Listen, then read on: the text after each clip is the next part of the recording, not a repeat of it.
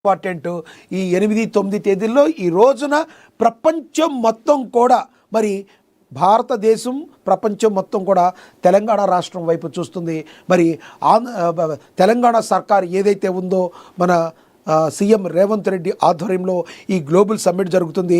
విదేశీ పెట్టుబడులే లక్ష్యంగా తెలంగాణ రాష్ట్ర అభివృద్ధి ధ్యేయంగా మరి ఇది ముందుకు సాగుతుంది. ఈరోజు 100% ఈ ఫ్యూచర్ సిటీ గ్లోబల్ సమ్మిట్ ఏదైతే రైజింగ్ గ్లోబల్ సమ్మిట్ ఏదైతే ఉందో సక్సెస్ అవ్వాలని మనసా వాచ కర్మేణ కోరుకుందాం. ఏఎన్ఎన్ న్యూస్ నుంచి కూడా ఆల్ ది బెస్ట్ అయితే చెప్తున్నాం.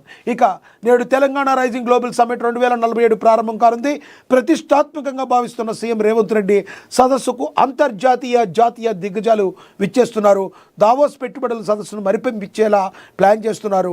హైదరాబాద్ సిటీ అంతా గ్లోబల్ సమ్మిట్ హైటెక్ వాతావరణమే నెలకొంది. ముఖ్యమంత్రి యనుమల రేవంత్ రెడ్డి అనుకున్నది అనుకున్నట్లు జరిగితే భవిష్యత్తు మొత్తం కూడా ఫ్యూచర్ సిటీదే అవుతుంది అనడంలో ఎటువంటి సందేహం లేదు.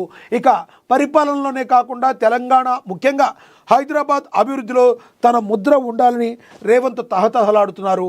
అందుకనే శతాబ్దాలుగా ఉన్న జంట నగరాలు హైదరాబాద్ సికింద్రాబాద్కు తోడుగా బాగా డెవలప్ అవుతున్న సైబరాబాద్కు ధీటుగా మరొక కొత్త ప్రపంచాన్ని రేవంత్ రెడ్డి గట్టిగా కృషి చేస్తున్నారు.